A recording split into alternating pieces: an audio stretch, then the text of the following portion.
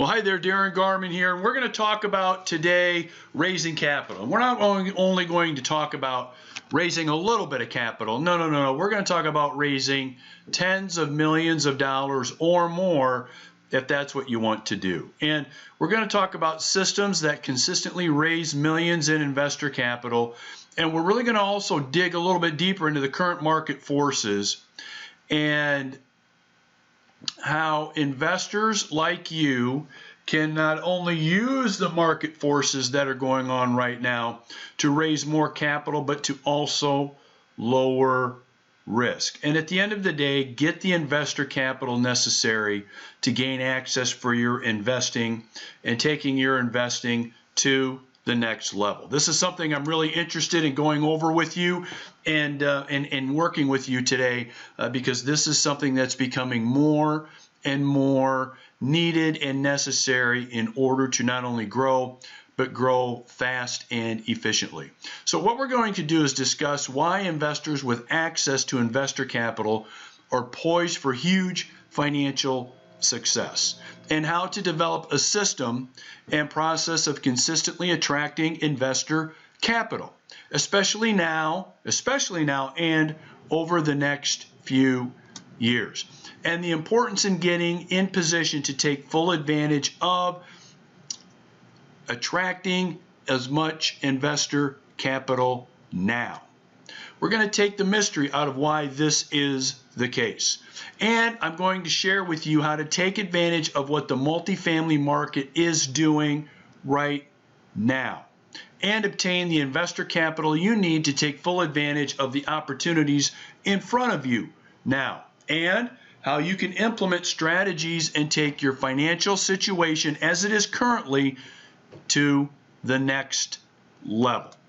All because you have a system in place to raise investor capital. Now, before we jump into some information into the items that are going to be necessary for you to get to the next level, let's go over just a couple of things. Take a step back with me for just a second. Number one, I want you to understand I've raised well over $100 million in capital from investors from all over the U.S. Along with partners, I also started and owned a bank. I was a member of the board of directors of this bank, and we did subsequently sell this bank. This is ultimately where I got the nickname of the Paranoid Banker. So if you, for example, subscribe to my podcast, you get my emails. If you're getting information from me and you start getting it consistently, either you have or you will see the words Paranoid Banker in there. And that's why that is the case. It's because of my background in the banking business. Also, it's important for you to know I have hundreds of investment partners. I've published 5 books related to investing, and I'm currently, as we're recording this, working on the 6th. And so here's my quick personal story. I'm originally from Iowa. I've been married over 30 years. I'm a former Iowa prison guard. Now, I could give you a 30-hour dissertation on how I was a prison guard. But what I can tell you right now, for our purposes today, is my first job out of college. I have a degree in criminology, is my college degree, was working at a prison as a prison guard. You're probably not going to be surprised that after doing that for a few years, I decided to quit that job as a prison guard and enter the real estate business, and that was well over 30 years ago. The other thing you need to know about me, just a little bit about my personal story, is my father left me before I was born, and I was forced to live with my mother, grandparents, and uncle in a small 2-bedroom home. I did manage to go to college on a football scholarship. I want you to understand this information about me just because it's important for you to know that I started with nothing. So I'm not coming at you today with this information from someone that has had anything handed to them financially, supportive-wise, nothing. So I'm giving you this information from someone that started with absolutely nothing, no background, to provide this information and get to you what I know from experience. I'm also anti-Wall Street. Okay, I'm a conservative person. I'm a conservative investor, and I really did read the book Think and Grow Rich. I quit my job at the prison to be in the real estate business with nothing but ambition, discipline, and a way above average work ethic. Now, that was well over 30 years ago. And now people from all over the U.S. and other parts of the world seek me out for my advice, especially when it comes to raising investor capital. So before we go any further, I wanted to give you that quick foundation so you know really who I am and where I'm coming from, because what we're going to be talking about here quickly, what we're going to be going over is not theory, is not anything that I was exposed to as a result of being at the right place at the right time and having some rich or affluent uncle or relative hand information over to me or get me involved in something. This comes from ground up. So on this short presentation, you're going to get the foundation for raising investor capital. This is not intended, though, I want to make sure I'm clear about this, to give you everything you need to know. This is not intended to give you every single thing that you're going to need to know. As you know, that's impossible to do by video in a short raising capital presentation like this. We're not going to be able to cover every single item. But let me be clear. I'm not going to cover everything, but I am going to cover a lot of things to get you out of the gate and out of the gate fast. Okay, I'm not going to be able to cover every situation you may face. So, for example, I'm not going to cover securities rules, regulations, registry. I'm not going to go over any of that. This is going to be a general how you get out of the blocks presentation on raising capital. We're not going to cover every situation you may face, but you will get a ton of value out of what I cover. Can we agree upon that? All right, great. Here is why all of this is so important right now, especially when it comes to investment real estate, especially with apartment communities. We're going to continue to see unprecedented growth in income and value over the next 3 to 5 years. And having investor capital to access these investments will be a financial game changer for you. This is what we must agree upon. Okay, so we need to come to an agreement right now that you agree with me and you're still with me on the important items that I have covered. Okay, having a pool of qualified investors wanting to invest in your opportunities can and will make you rich. I want you to read that again. Having a pool of qualified investors wanting to invest in your opportunities can and will make you rich. Continue to add and expand investors' capital. Will pay huge financial dividends for you. For some, having the capital to accomplish this and to scale is not difficult. For some of you, this isn't a difficult thing to do. But for others, getting this accomplished and getting to scale is the challenge. It is a challenge mainly because of capital, or should I say, the lack of capital that you have access to. Most investors cannot own their own apartment communities. Not because they don't want to, but because of what? Lack of capital. So I'm going to be providing you with 3 ways, 3 methods to implement in order to consistently raise investor capital. I'm talking hundreds of thousands of dollars or millions to tens of millions of dollars. Now, the reason I can do this is, like I said before, I have raised over $100 million in capital over the years. And I have had hundreds of investors gladly join me in owning their own apartment communities. And this is in Iowa. I'm going to say it again. I've been able to successfully do this for properties, communities in Iowa. And look, Iowa's not the most popular place for investors, right? What I will cover will increase the likelihood 10x of you creating an investor capital surge. So, come on, let's jump in. Let's do it right now. Number one concept you need to know about raising capital is this.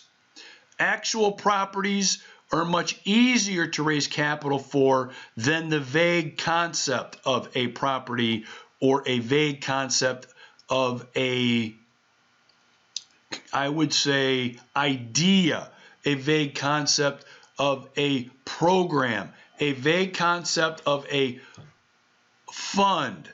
I'm going to say it again. Actual properties, much easier than vague concepts. You want to raise millions quickly? Have an actual apartment community under contract with all information ready and available for prospective investors. Want to take months or years to raise investor capital? Who wants to do that, right? Nobody wants to take months or years, but how does that happen?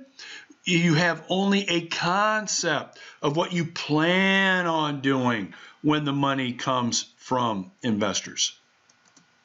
Actually available versus possible concept. Let me explain and go into the weeds with you a little bit on this.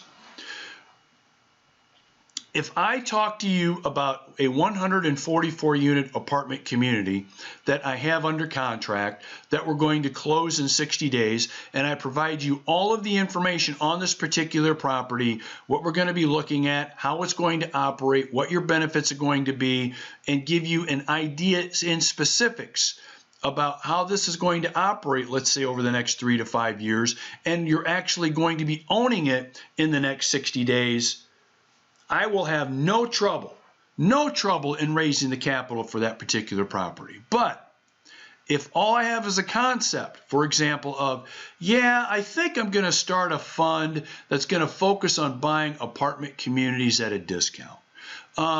Here's kind of where I think the fund's name is going to be, and we're going to target some apartment communities that we might be able to buy sometime in the future for a possible 20 to 30% or more discount. That's the fund we're going to create. And oh, by the way, we don't have any properties in mind yet, but we're going to find some. We're going to find some. Do you see the difference? Do you see the difference? Now, not that you can't raise capital for both of those examples, the actually available 144 unit property versus my possible concept of a fund to buy multifamily at a discount. Sure, but which one do you think you're going to be able to raise capital for faster in larger numbers? That's right, the actually available apartment community in this example versus, well, here's what I think we're going to try to do. We don't have anything really identified yet, but we'll go ahead and invest your money, and then once we find something, then we'll go ahead and we'll get started. What do you think the odds are for actually available versus a possible concept? Pretty self-explanatory, right? A solid investment versus a maybe investment. So I just gave you a 144 unit example. How about a 188 unit example? We just got done with a 188 unit example, as a matter of fact. 188 units, we're going to be able to close on it in 90 days. It consists of 2 properties, one across the street from the other. Here's the size of the apartments. Here's the age of the building. Here are the rents. Here's the expenses. Here's the return, etc., etc. Or what if I said, yeah, we're going to start looking for a 188 unit property. We don't have anything identified yet, but why don't you go ahead and send us your investment, your capital now, so that once we find it, once we get it, then we've got the capital ready to purchase. Now again, I could raise capital for both of those situations, but which one?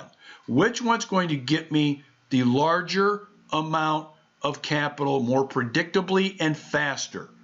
That's right. The solid investment versus the maybe investment. This is a mistake I see investors make all the time. And here's my example. Compare this to raising capital with the intent to buy undervalued assets. Well, okay, that's nice, but this is something they do not have yet, but hope to have. That's the problem. That's the disadvantage, is when you go on concept, when you try to raise capital with a concept, like in this example, to buy undervalued assets. You do not have yet, but you hope to have. That's a huge disadvantage. And so look, this is simple. You get my point. It's easy to raise capital for something you have versus something you hope to have. Please lock this in your mind. Burn this in your brain. Take a picture of this. Post it somewhere. Keep it in mind. It's easy to raise capital for something you have versus something you hope to have. Big, big difference. Okay, that's number one. And if you don't get anything else out of this raising capital time that we're spending together, other than that, you've accomplished 90%. Your success rate has just jumped 95%. All right, now number two.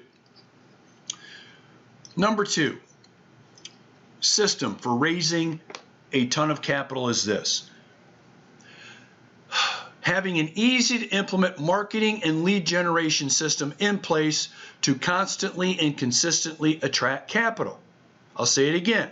Having right now, start putting together, start constructing, start implementing an easy to implement marketing and lead generation system to constantly and consistently attract capital.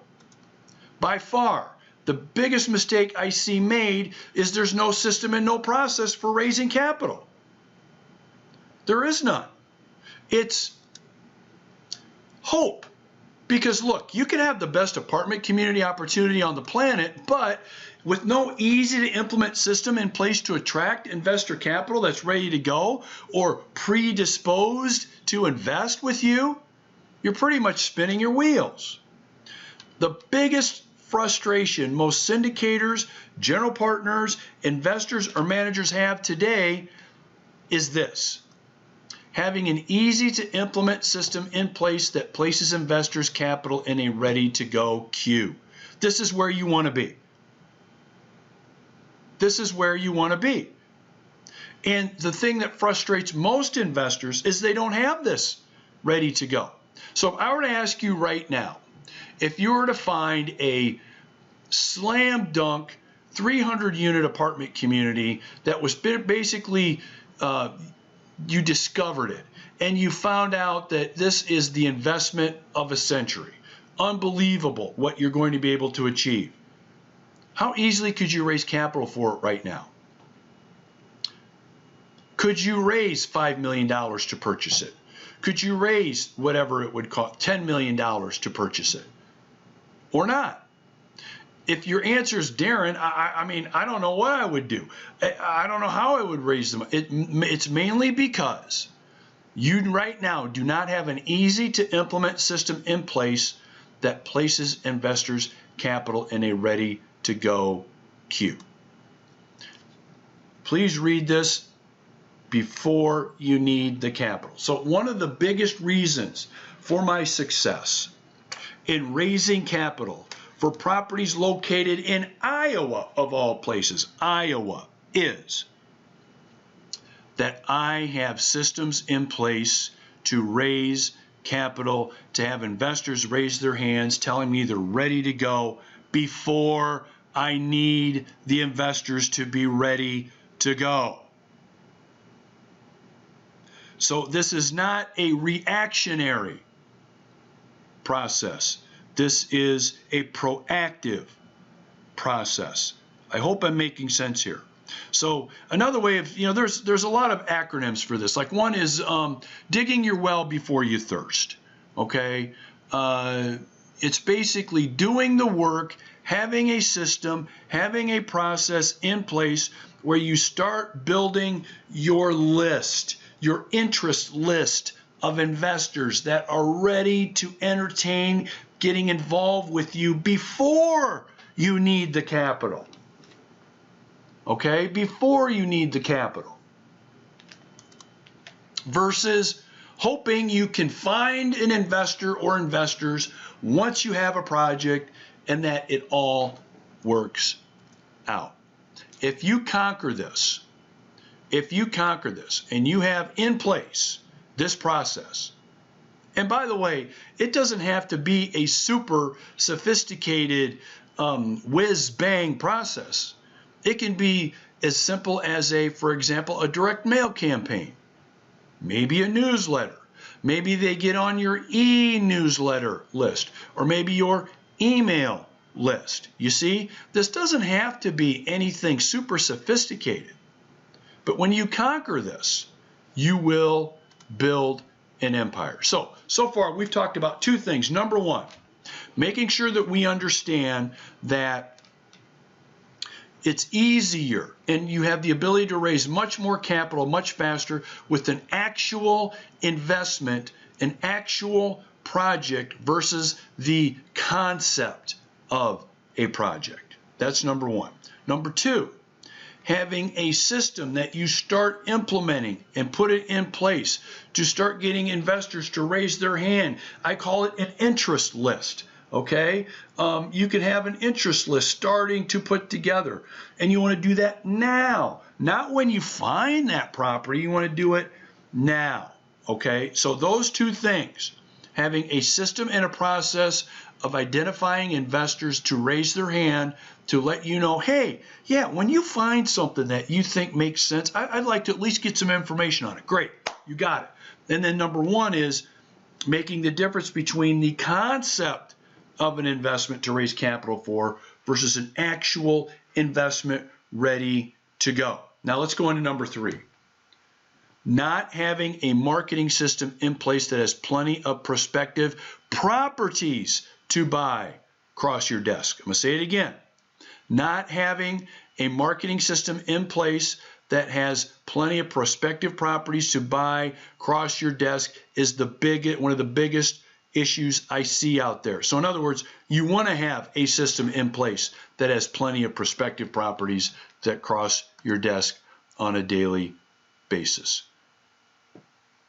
As we have discussed, your success in raising investor capital is 10x when you have an actual project, right? We've talked about that. Most do not have an easy to implement process to get enough deal flow, though, to cross their desk.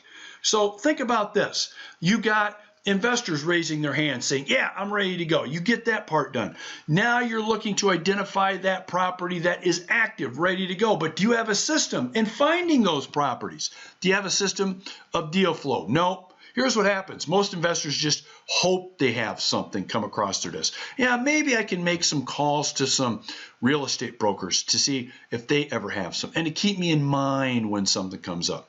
Oh, yeah, I'll look online too. So I'll have the real estate brokers kind of looking for stuff. Maybe I'll look online, see if I can find something. Maybe I'll also look in some financial publications. Maybe I'll see what's for sale in like the Wall Street Journal, or maybe Investors Business Daily or Forbes or something like that, where maybe something will be for sale because I'm hoping I can find something. Here's the truth. Almost all great projects that would be fantastic investments for you, for maybe your investment partners, are not offered or marketed for sale. I'm going to say that again. Almost every great property that you'll be able to purchase are not out there being marketed for sale. Think about that. Think about this. Almost all great projects that would be fantastic investments are not offered or marketed for sale. Because think about this.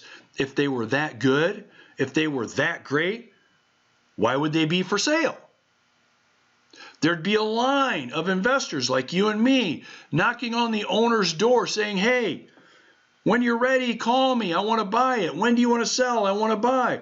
They don't need to put it on the market. They don't need to hire people to sell it. They don't need to put together investment information, investment decks, investment propaganda. They don't need to do that. If it's that good, they can just pick up the phone, send an email, and it will be sold.